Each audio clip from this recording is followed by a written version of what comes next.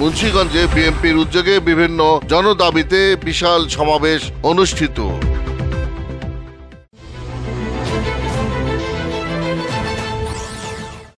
আসসালামু আলাইকুম।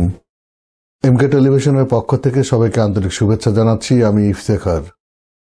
শুরুতেই শুনলেন সংবাদ শিরোনাম, এখন বিস্তারিত।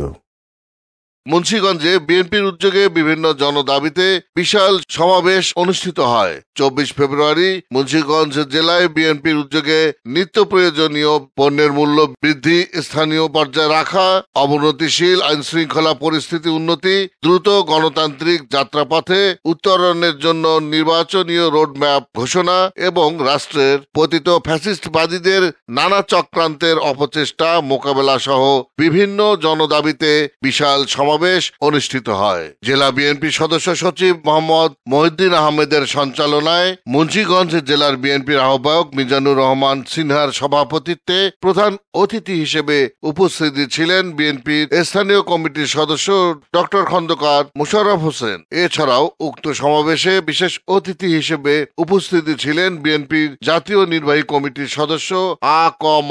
মোজাম্মেল হক সহ জাতীয় নেতৃবৃন্দ।